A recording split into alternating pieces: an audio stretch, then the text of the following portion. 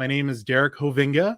I'm the owner and inbound marketing strategist, aka the only person who works at the Inbound Lab.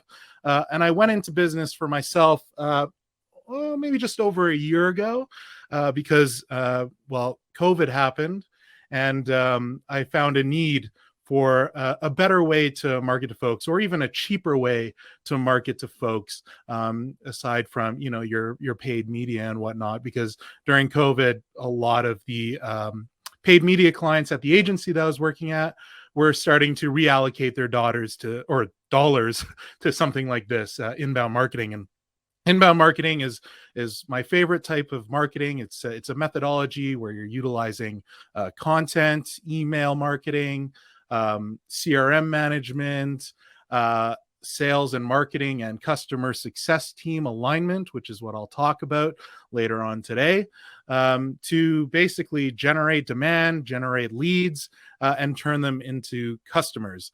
Like Pam said, I've got a decade or so of experience. It started with broadcasting, actually. I was on the radio for a little bit. And then I moved towards producing video commercials, long form videos, documentaries, and what have you. So lots of content creation. I've been to the Inbound Marketing Conference out in Boston called Inbound, put on by CRM specialist HubSpots. Those are a lot of credentials, but don't take it from me. I want you to take it from a very unsolicited and unpaid for testimonial from one of my favorite customers. Yo, what up? It's your boy, Andrew Fung.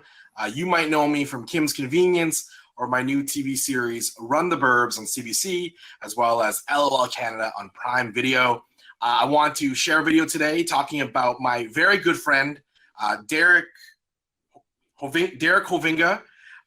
Derek is an amazing person. Just like he is so down to earth. He's so kind. He is like so straight edge, no tattoos whatsoever. Such a good person. And he's like speaking to you today.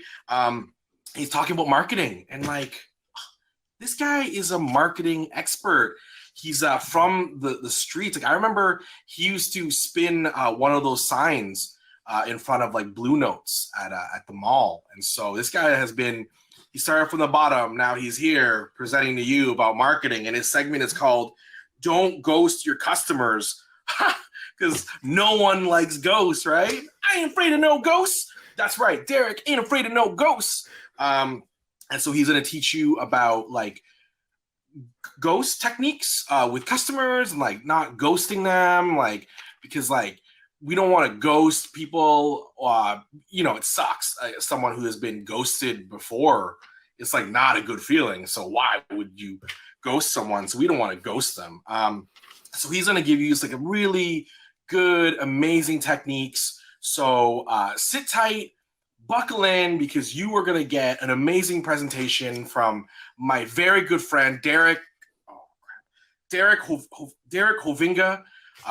Darren's going to blow your mind. So have fun, enjoy, and don't ghost your customers. Take it away, Darren. Peace.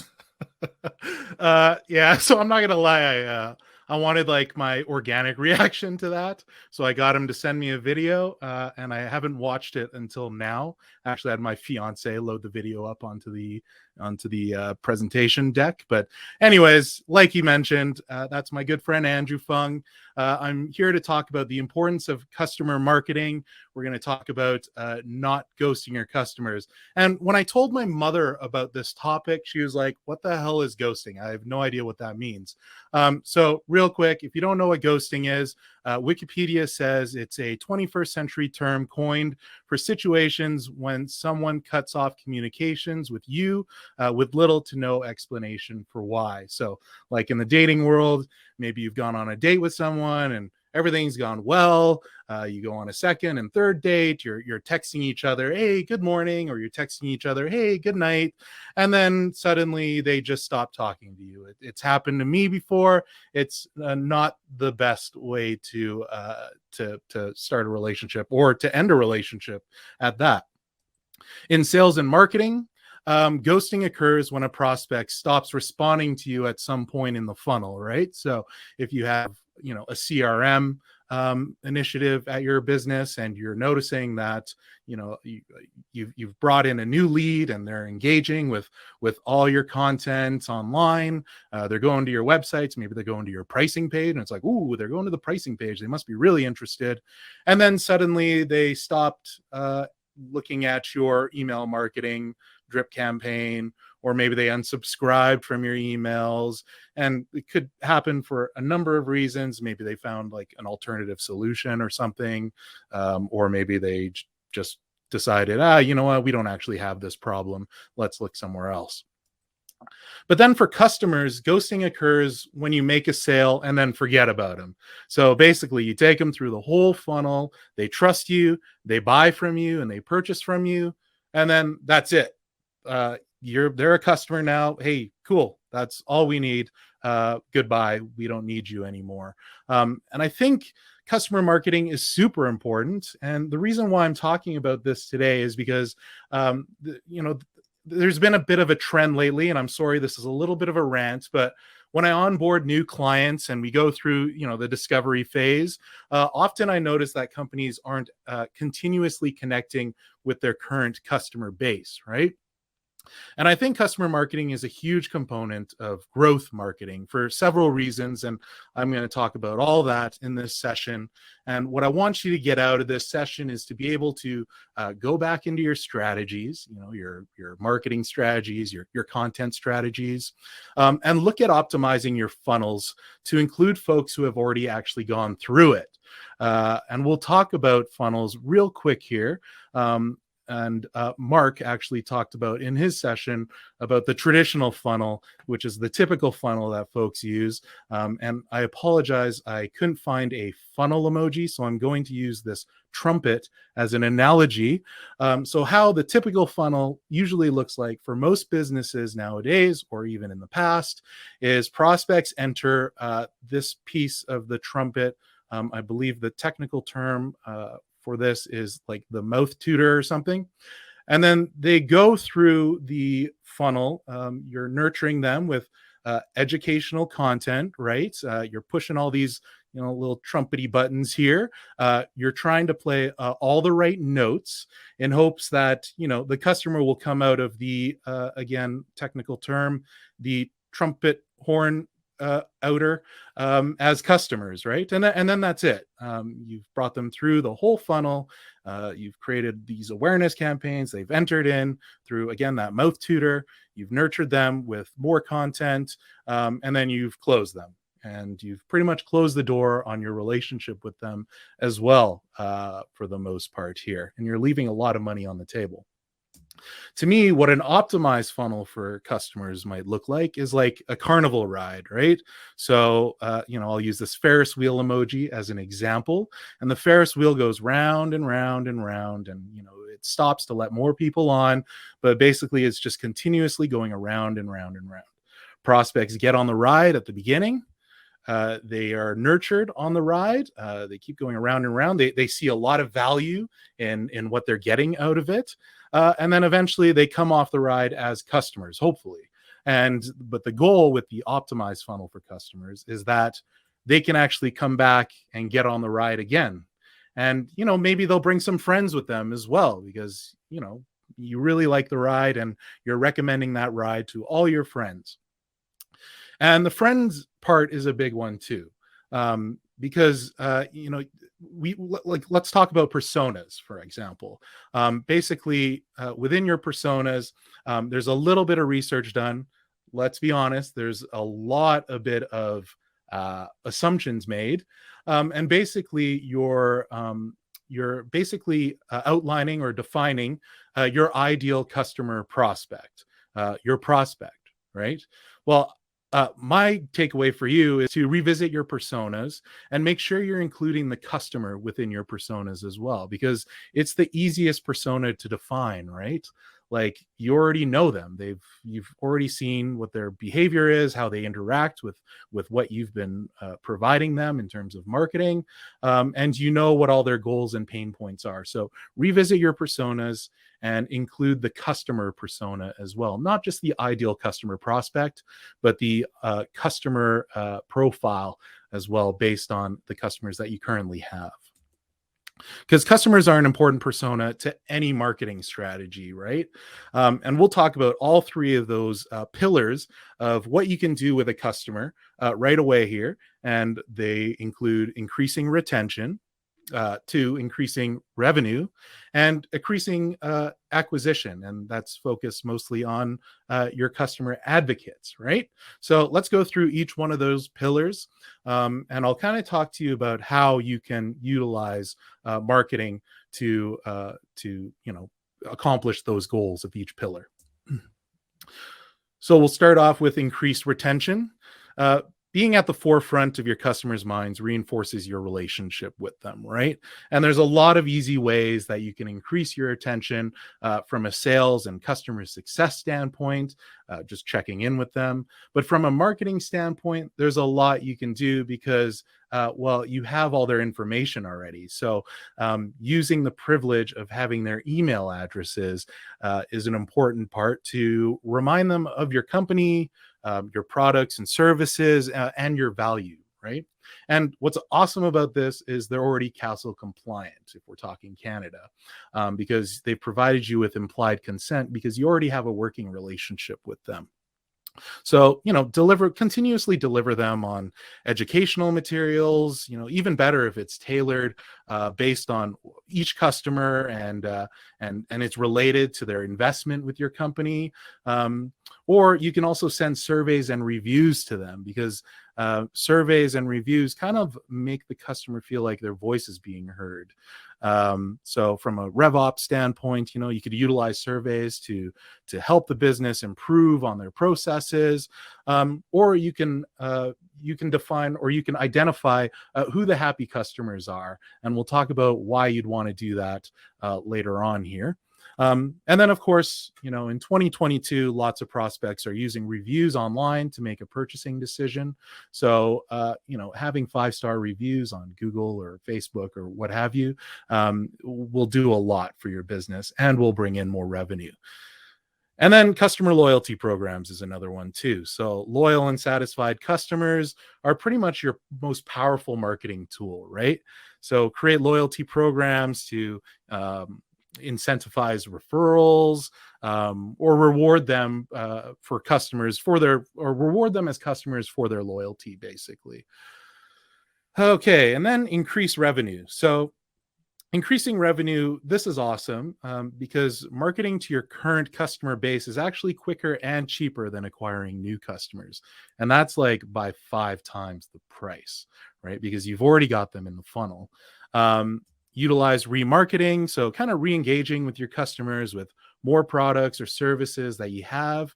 But first, define who and how you'll want to remarket to them. So, start with segmentation. A couple examples here. Maybe segment them as folks who made a purchase within the last 3 months, or folks who converted on past promotions, or maybe people who had made a purchase over a certain monetary amount, right? Because then you'll know exactly how much they're willing to spend. So providing them with more marketing materials, whether it's promotional or just through emails, to get a sense of, okay, well, hey, yeah, we have some more solutions for you, is the best way to go. And there's 2 ways to promote your products to a remarketed audience. The first one being upselling, of course. So let them know that there are products or services that complement the products that they already use, basically. And cross-selling is a big one too. So maybe there's a product, that you have that might solve a problem that they have, or that they didn't even realize they had until you brought it up. When it comes to your current customers, these are like the easiest marketing and selling tactics because you've already built your trust with them when they first entered the funnel. So they'd be open to listening to you about any other valuable purchase they could potentially make, right? The last one here is increase acquisition. So this is basically acquiring new customers through your current customer base, through your customer advocates. Customers have the power to influence their peers, as we all know. So kind of, involve some of your most happiest customers in your marketing. They can attract more prospects, they can turn them into leads, and they could actually help you nurture them and close them until they become customers themselves, right? So, and you can do this in several ways. The first one is you can actually ask them to make content for you. So, if you've surveyed them and they're a happy customer, asked if you can build a case study about them, using the typical format of, introducing the problem that they had, sharing the solution, and then sharing the result or the success story. And if they're open to it and they're super happy, get them to send a testimonial, whether that be through text or even better, if it's video. It's all bottom of the funnel content that kind of allows the prospect to get a sense of what your future relationship may look like if they purchase from you. The other thing is online communities. So, if you haven't already, create an online community that's open to prospects. Customer advocates can kind of continue to interact with leads throughout their decision-making process, kind of helping you close a new customer, right? So, whether that's through just like a social account, through like a social profile, or maybe opening up kind of like an online community, like a group, whether that be through Discord or Facebook or something like that. And of course, the biggest thing is listening. So make sure you're listening to them online, right? Use tools like, Meltwater or Sprout Social to make sure your teams hear the good and bad stuff, because, the bad stuff is important too, because it might help, one, the marketing folks get an understanding of what the problem is so that you can make more content that answers that problem. And it also gives your customer success teams and sales teams an idea of how you can improve the process, or even, if it's a product, your research and development teams on how to improve the product as well. And of course, it's a no-brainer. Make sure you're responding in a decent amount of time. So the last thing is, what about the customers who stop buying from you, right? Because we all know that customers' tastes can change overnight. Maybe you want to send a survey asking for feedback about the primary reason for the change.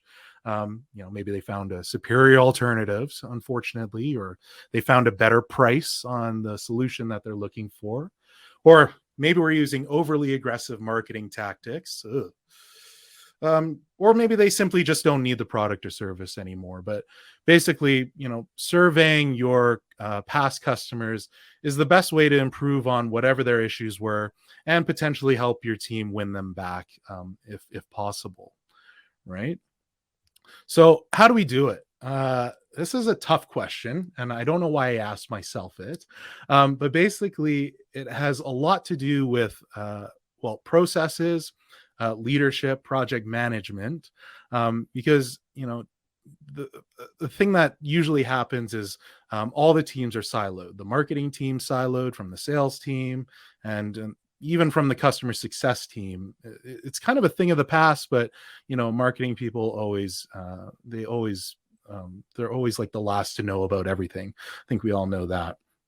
So I think for me, the best way to make all this work is to align marketing with sales and customer success. So, include them in a wider marketing mix. Involve marketing and sales and marketing, and customer success teams in sales and marketing as well. Whew, that was a mouthful. And I'll kind of talk to you about, just 3 ways that you can do that as well. So the first one is creating a single customer journey. So, ensure you're all aligned on the entire funnel, from the awareness stage at the top of the funnel to the customer loyalty stage, right? Everything should be tied together as one customer experience. The next one is track joint KPIs. We all know that both sales and marketing teams measure differently, right? So sales, maybe they're measuring their KPIs as new accounts or closed wins or deals closed or whatever you want to call it. And marketing KPIs may be focused on brand awareness or lead quantity and quality. But I think it's important to try to come up with KPIs where your whole team can unite under common goals. And here's a few examples or a few ideas. Make sure you're defining what a marketing qualified lead is, right? So who are the folks that are generally interested in your product or service, or even just the content that you're producing and delivering or distributing online. Brand awareness, of course, and that comes from just direct strangers. Are they starting to follow you online? Are they eager to get an understanding more about what the solution you have to offer? And even from, hey, who are the new people that are following you, and where did they come from? Did they come from a referral, which I'll get to in a sec? Cost per acquisition. So that's a big one, right? Like I mentioned, marketing to your customers is actually cheaper than acquiring new customers. So if a customer can bring in new clients for you, your cost per acquisition will be much lower, obviously. Customer retention, check monthly how many customers are continuously buying from you, or how many customers, depending on what your product or service is, are still there. And then referrals, like I mentioned again, how many referrals or how many people are coming in through customer referrals, right? And that goes back to that customer loyalty program. And then the last one, and sorry, I kind of ran out of emoji ideas. So here's a slice of pizza to represent use a marketing first approach. I talked about the trumpet. Basically, when all the teams are aligned, they're all playing to a different tune with their own trumpets. So I think, and sorry, I'm going on a rant again, but marketing, they might target one group of customers, and sales teams might just cold call or email a different group of customers, and customer success folks might not even know what to do with their happy customers, or maybe they're hiding the unhappy customers from everyone because they don't want people to know. But I think making sure that you convince your sales teams that, in 2022, prospects aren't likely to respond to cold calls and emails. That stuff legitimately negatively affects your brand, and you could potentially lose your prospect forever. And ensure customer success teams are sharing their customers' goals and pain points with marketing, so that marketers can utilize that information to do whatever, to optimize their personas, to optimize the funnel, to create more content based on what their current customers are thinking, or how they're viewing your brand, right? So the last thing here is, my goal here is to hope that I can make you the marketing hero that your sales and customer success teams need, because there's a lot that you can do with just marketing to customers. And one, that includes improving customer lifetime value, that retention piece, increasing revenue, and then tapping into a powerful source of business growth, right? So relationships and communications with existing customers has a huge positive effect on your organization. So make sure that you're following that as well, because can you imagine coming into work one day and then you go into your CEO's office and they look this happy? That would be amazing. At least I'd be happy to see that. I'd probably join dancing too. Anyways, thank you so much for listening. If you want to follow me on, you can either visit my website, Instagram, and TikTok, although my TikTok is terrible. You can follow me at _inbound_lab. Twitter, Derek_Hovinga, although I mostly talk about sports and pizza. And then I also host a couple of podcasts, one called Tableside Mashed Potatoes.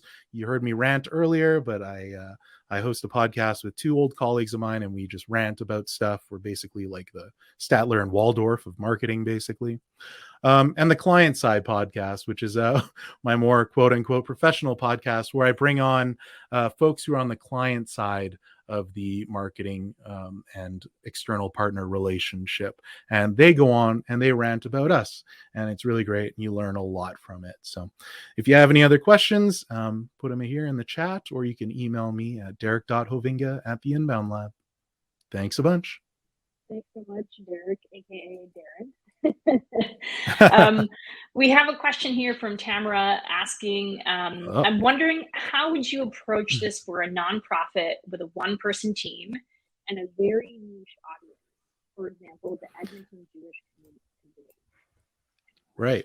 Yeah. I mean, when it comes to nonprofits, your donors are basically your sales teams, right? So approaching it the same way you would approach any sales team, and just, having a one-on-one human conversation with them, defining your donor funnels, I guess you would call it, and just trying to make sure that you're all aligned, so that they're not, just spending a lot of time taking folks out to golf or whatever, and spending a lot of money that could be allocated to marketing dollars as well.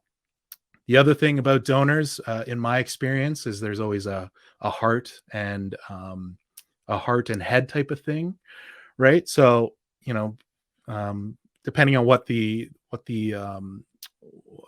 foundation is, like I'm on the chair for Positive Match here in Calgary, where we're trying to get folks to adopt cats and dogs who need a home.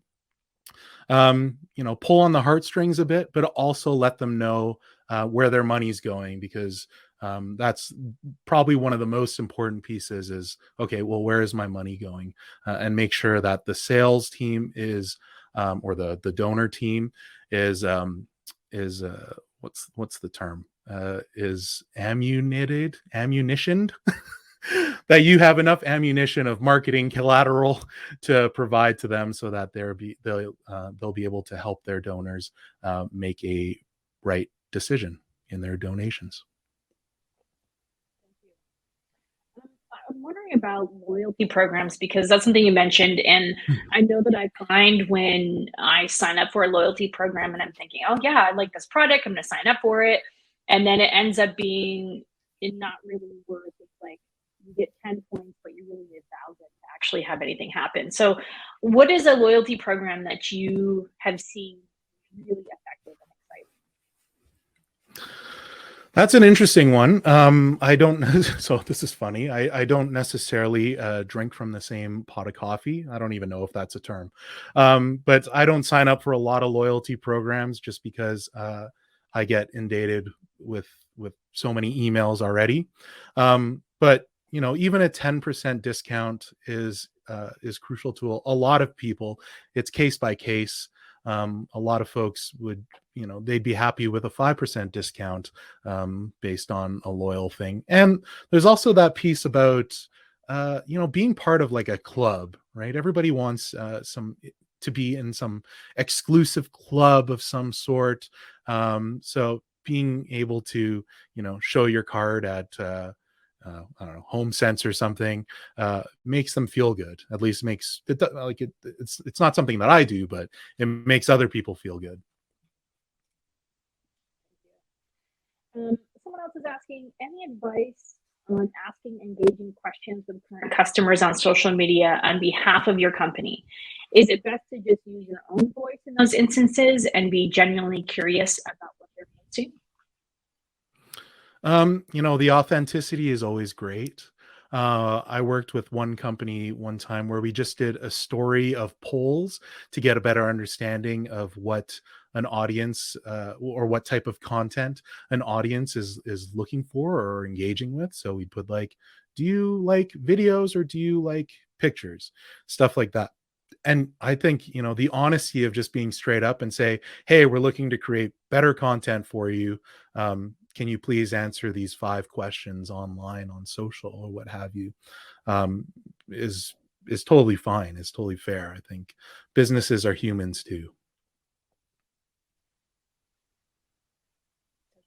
I have another question around, I think some folks tend to be, some businesses can be reticent to ask for reviews because maybe it's something that they haven't really done before, or they're worried and have heard horror stories of, being blasted with 1-star reviews or hacked or something like that. So how would you encourage folks to sort of take on this conversation, whatever size their team is, to start thinking about how they might start collecting this from their current customers?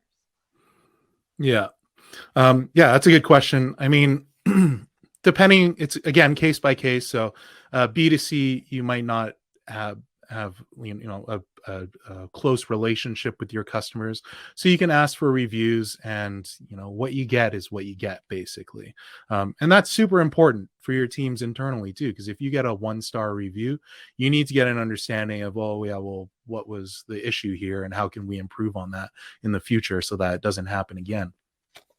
B2B, B2B, you're basically having these sales meetings with people. You're trying to sell a service or a product to someone one-to-one at the end of the funnel here. So, it's basically just get a sense of, oh, how did they act towards the sales process? Were they happy in the end with what they had purchased? Customer success teams will follow up with them as well, just to make sure that things are going well for them and they're getting the most success out of the product or service that they're receiving, right? So the biggest thing is to focus on how can we provide you with the most success with the purchase that you made. So just think of that as the mantra, and hope for the best. 1-star reviews aren't very good, but they can be good for your company internally, because it will help you improve on your processes and your product or service. And I do find personally that if there's a 1-star review, it matters to me how the company responds to it, right? If I just say 1-star review and there's no response or reply, that's concerning to me. So I'm more concerned about the reply than necessarily the review. So maybe. Absolutely. Totally good call. Yeah. Matt is asking, what are some of your favorite customer satisfaction / feedback survey questions? Yeah. Well, let me think. Well, the biggest one is, how did we do?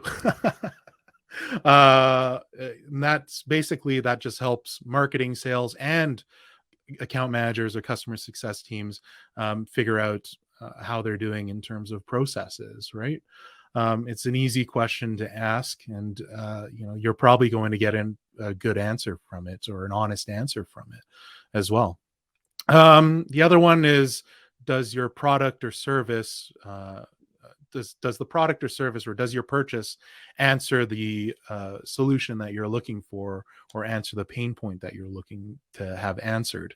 That's a good one as well. But yeah, the biggest one should focus mostly on customer service, right? So how did we do is probably my favorite customer satisfaction feedback survey question.